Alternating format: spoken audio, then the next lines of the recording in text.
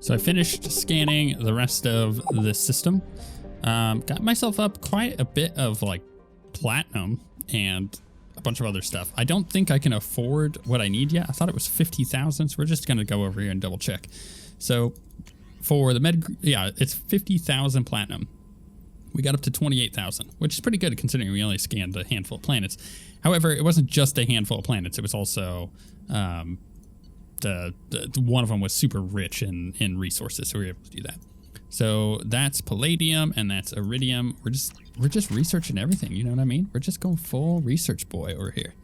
Palladium now. How much? Just double checking. It is 50. Yeah, it is 50,000 for the med bay upgrade. Totally fine with that. Cool. So we finished that. Let's quickly go to our journal. So we have to go somewhere for Zahid. We have to stop the collectors. These are all main missions. We have dossier the Master Thief, which is sick that we can actually go do that. We have Citadel the Council. I think that might be what I want to do, because then we have the Warlord and the Convict. And I think the Council might be the one that I want to go check out. We also have a bunch of assignments. So N7 Lost Operative. The FBA couplings. Oh, I forgot. I went and got those. We can go down to engineering. Man, I hope, because I'm recording a bunch of this ahead of time, I hope that I didn't have anyone comment being like, you idiot, Zen. You forgot. Go give them the couplings. You're the best, Commander. We just got those FBA couplings installed. Now we only have to calibrate every week instead of every day. We're thinking about celebrating our newfound free time with some Skillian 5 poker. Want to join us? Come on, Kenneth. The commander doesn't want to play cards with grease monkeys like us. Grease monkeys, hey. This isn't a casino. Get back to work. Yes, Commander. I could have gone and done that, but I don't want to waste time at the moment. It's a cool little scene, though. If you are really interested in what that looks like, you can pick up the Legendary Edition yourself and go play it. And I mean that in the most respectable way possible. So we did that. Oh, wait. What I forgot to do is I was going to go back to my journal. So we got the couplings done. We have the crash site. We have Project Firewalker. We have Overlord. Yeah, there's a bunch of stuff. Okay. I think the Citadel might be our next stop. Which means today might be a shopping episode. Actually, I don't even got that much money, do I? Not particularly, but enough to potentially do some stuff. Or we can go explore the Normandy crash site real quick and get that done. That's a possibility. Actually, I don't mind that as a possibility. So this is how the system works. You see that we've done 100% here. Well, we have all of these other systems to go do. So let's go ahead and head over here because it's in the same system. But you see we're using up our fuel there.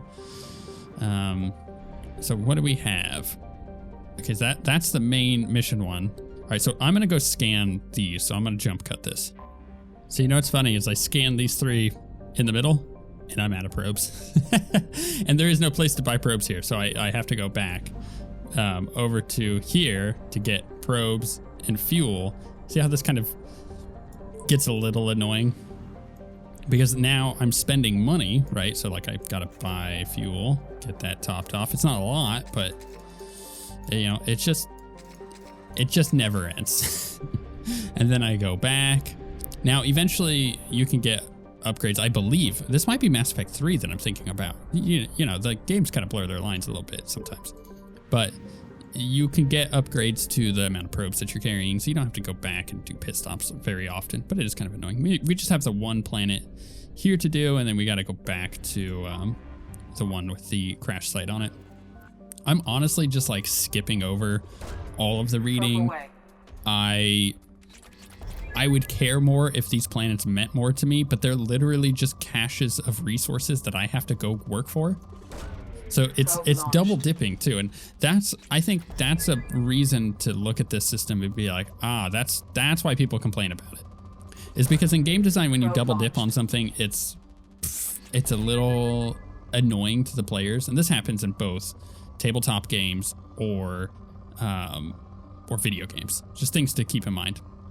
So the reason, or what I mean by double dipping, is you have to go to a fuel station and buy probes. So you are legitimately going to a place to buy probes. You are investing your time to get over there and your resources that you've collected to buy probes, which don't just get you materials. You then, that's the first dip. The double dip comes in when you then have to go to these planets, again, taking your time and then your money, because you're spending your probes to scan these places. You see how like that's not great design, and for players it feels bad. You may not be able to articulate why it feels bad as a player, but you just know that it does.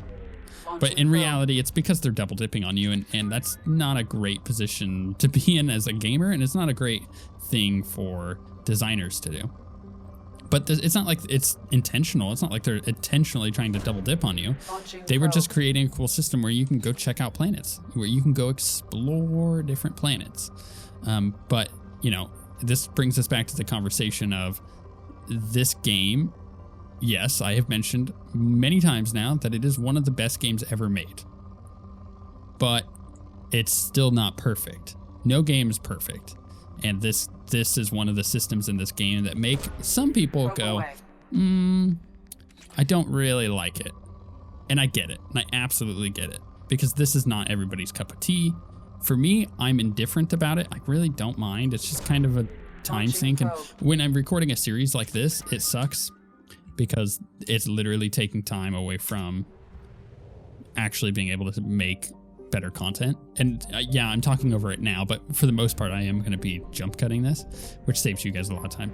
Like I've already been, since starting this episode, I've already been recording for 30 minutes. We're going to go ahead and get the anomaly. So the way this works is, oh my goodness, there's a good scan there. Kind of want to do that one. Yeah, we're gonna do that one. Probe away. give me that research. So it's pointing us in a direction, and then there it is. So it's in this crater, and then we fire it off. Probe launched. Scans have found something. So then we have the anomaly. So now we can actually land on the planet. So that's how that works for this stuff. But probe launched. I'm very indifferent about it. It does reduce the amount of time that I can actually put in recording, especially right now when I'm in the middle of trying to get a move done and I'm trying to get a bunch of episodes recorded. It reduces the amount of time I can put into this particular series. But as a player, I don't mind this. I think it's kind of cool to go to other planets and scan stuff. But as a person who has a critical eye for games, I also see why it is bad, and I see why many players don't like it. And it's not something that you can really argue against. Oh, we can get the M622 Avalanche research project. Hell yeah. We are going to go do some research here in a minute. But it's okay to be critical of something that is essentially perfect in a lot of ways. Like, obviously it's not perfect, but you know what I mean. Like, the game is so good. It's okay to still be critical of it. You can like something and still be critical of it. I think that's key. That's something that society at the moment doesn't really get. Launching probe. I would say in general, society says that if you are critical of something, I just accidentally fired off a probe. If you're critical of something, you obviously don't like it. But in reality, what being critical of something actually means is that you do like it. You like it enough to be critical, whether that be you like the thing, like, you know, you like the game in particular, or you like the medium, you know, you like video games. It's okay to be critical of something that you do actually like. And oftentimes you'll see that games that have a very passionate community are often games that have the most critical communities. Because they are so passionate about the thing that they love, they want it to be the best it can be. And by the way, the developers do too. There is no developer making a game that, or I would say the majority of developers making a game are doing it because they love that thing that they're working on. It might be their little baby. There's obviously there's people just working for the sake of work, but when it comes to being in the games industry, there is a level of passion that comes along with development that you have to have. Because if you don't have that, what's the point of even doing what you're doing? Like the games industry is a very passion-driven industry for a reason. We're so close to having this planet depleted. I'm just trying to find stuff to scan. I only have 6 probes left though, so I don't want to go back from Mars. So I'm trying to find where was that one? There it is. That's better. Let's do this one. That might deplete it. Oh my goodness, we still haven't depleted this stupid planet. Again, it's okay to be critical of something and like it. Just like you guys, you know, when you guys comment and you're like, hey, I didn't like this thing, or you should try this, or you should do this better. I don't take it personally. Unless you're like, hey, Zen, I don't like your voice. There's nothing I can do about that. Like, I'm not going to change my voice for you. It's just not going to happen. But when it comes to things that I can change, you know, the ways that I'm making videos and stuff like that, I never take it personally because I know that you guys want the videos to be the best that you want them to be. And you're just trying to provide feedback into making that a possibility. Launching probe. The point is, being critical does not equal or does not mean that you hate something. Being critical oftentimes means the exact opposite. It means that you really love something and you want it to be better.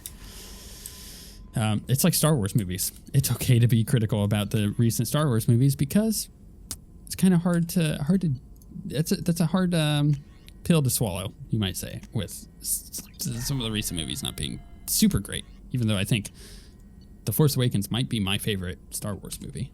It was really disappointing the following 2 movies, but I'm not getting into Star Wars stuff right now. Let's just leave it at I am very hyped for Dune coming out, and I hope to God that is a good movie because the book is amazing. And it's when you have somebody at the helm, No messages for you, Commander. making a movie that they are incredibly passionate about, then that gives me hope. Because the director does really love Dune, and he has gone on record saying he had to sign the contract. He could not let anybody else do it because he didn't trust anybody else to make it correctly. And I love that. I love that kind of passion. But it also means I'm going to be very critical of that movie if it has anything wrong with it. What do you guys think of the Cerberus dropship? I think it's very okay. It's kind of cool. Oh my goodness, my armor is incredible. I love the Blood Dragon armor. It's the melding of all of our worlds. If you didn't know, I have played through on the channel all of Dragon Age Origins, Dragon Age 2, and Dragon Age Inquisition. Just like we're doing with Mass Effect 1, 2, 3, and Andromeda. And then the next Mass Effect and Dragon Age 4, and oh my goodness, we just play so much stuff. Dog tags. This is going to be one of those missions where we're collecting 20 dog tags here.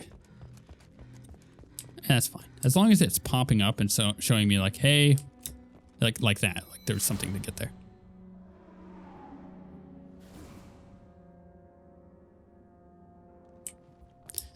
I could place the monument here. Cool.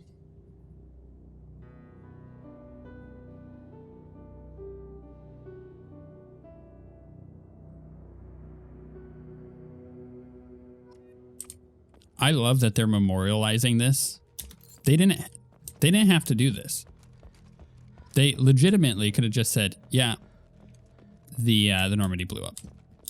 Not only did the Normandy blow up, but it burned up in re-entry.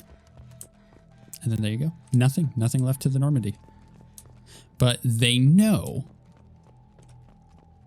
you know, actually here's a better way to put it. They, and I said this before, they had the balls to blow up the Normandy because they wanted to give you something cooler, something different. But they know that was going to be heartbreaking to people. You know, people spent a lot of time on the Normandy in the first game.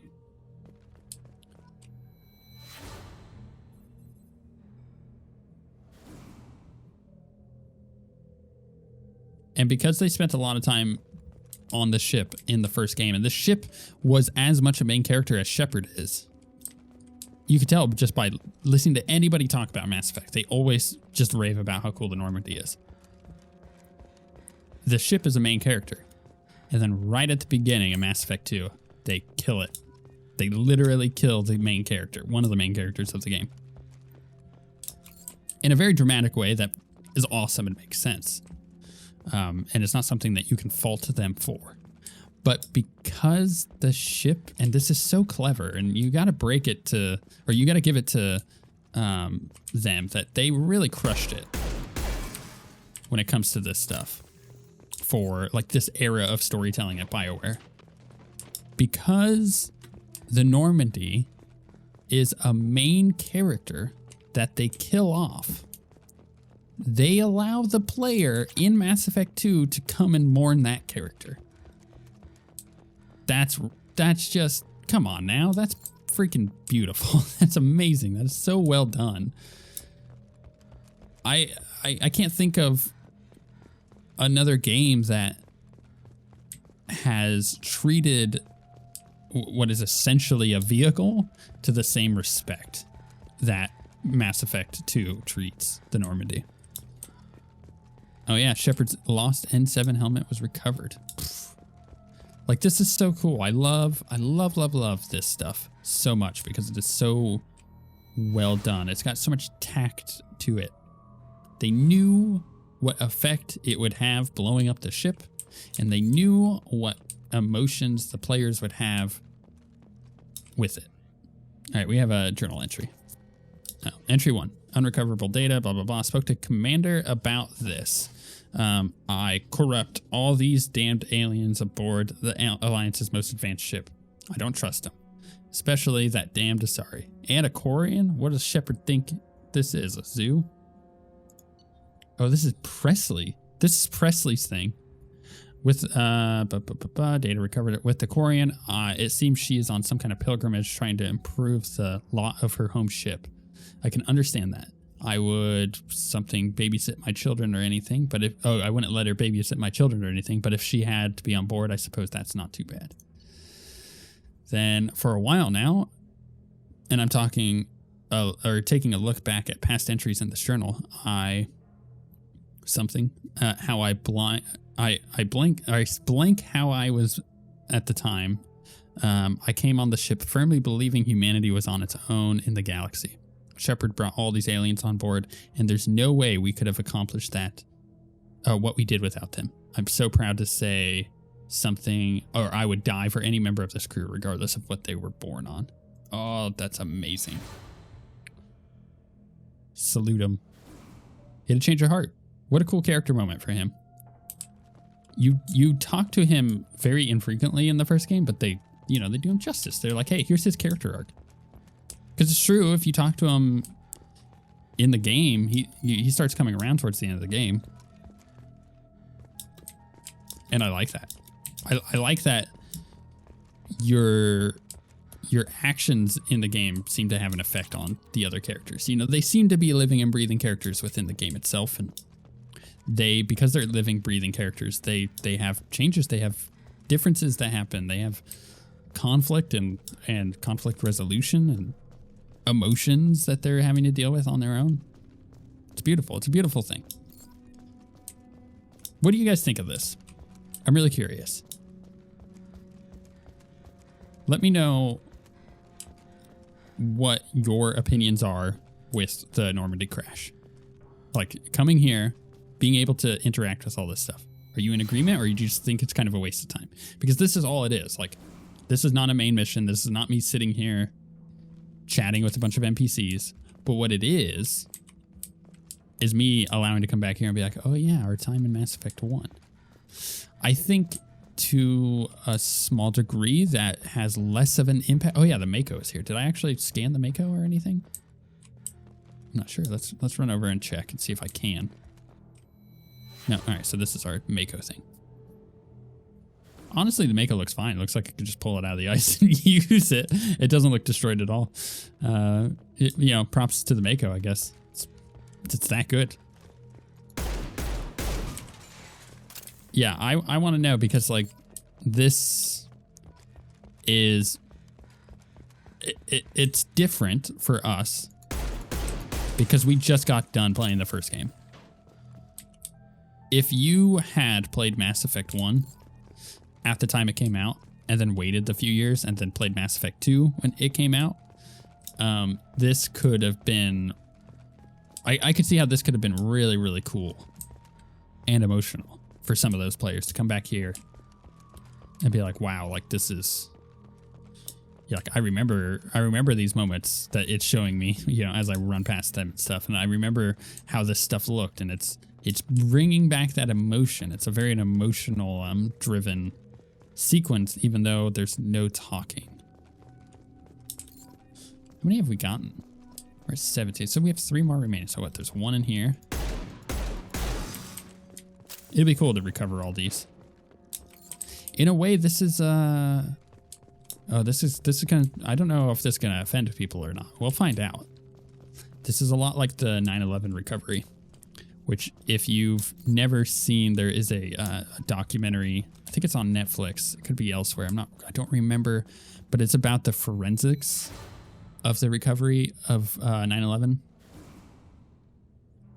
And this also has some far more immediate effects too when it comes to this, because recently here down in Florida where I live, we had that building collapse, and they recovered a few living people, but you know, the recovery was not necessarily for the living people after the first couple days.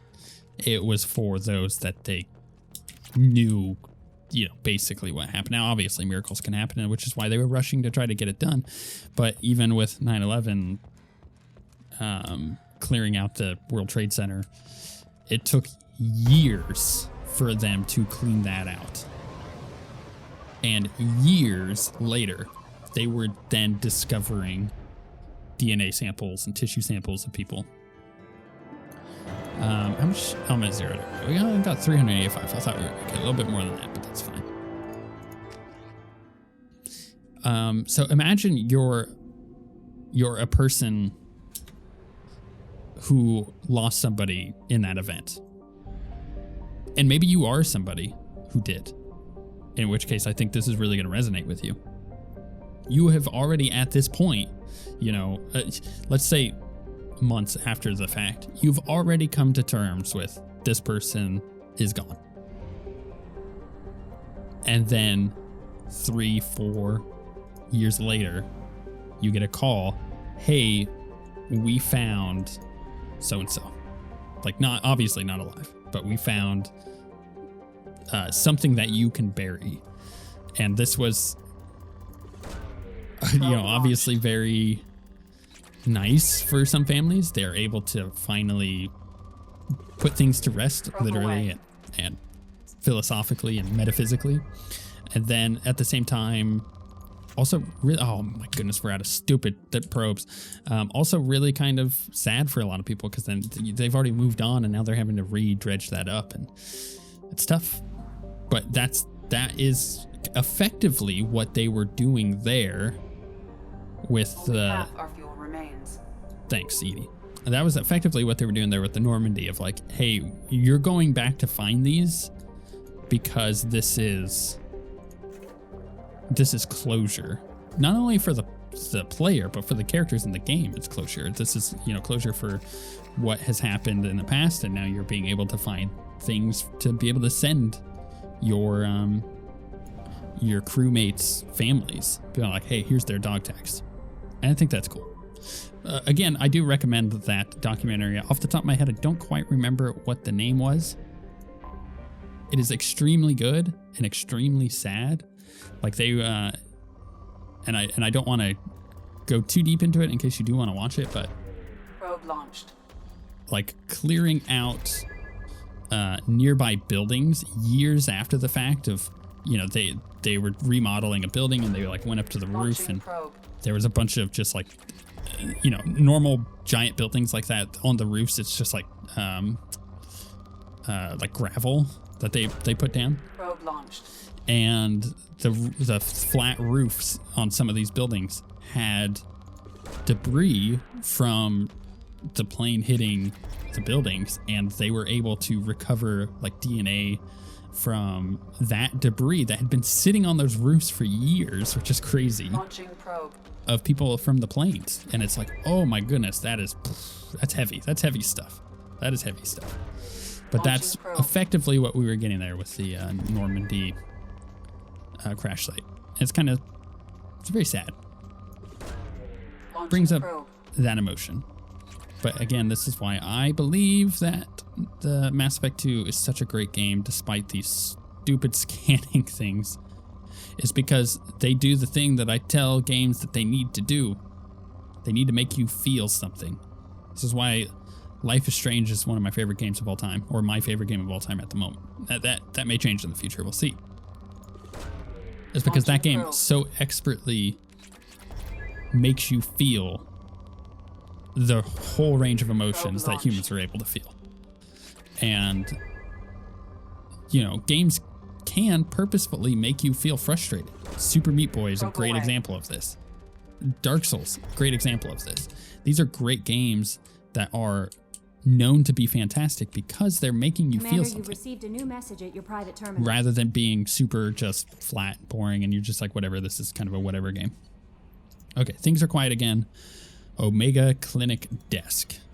Oh, fine. I'll have to go back and read that one. And this is from Admiral Hackett. Commander Shepard, the Alliance was grateful to receive the information you found at the Normandy's crash site. We've sent it to you, or we've sent it out to the affected families. By finding those dog tags, you have provided peace of mind for a lot of people, Commander. And I thank you on their behalf.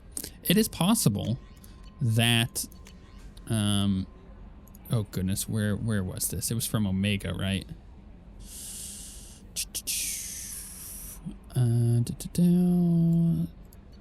Healing scars. Things are quiet again. Okay, so this is from Omega.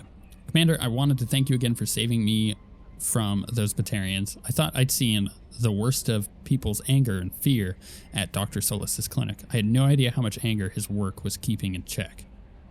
How bad it really was.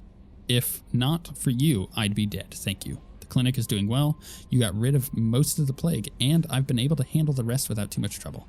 The Blue Suns keep offering to take over security here. I keep mechs powered on. I won't make the same mistake twice.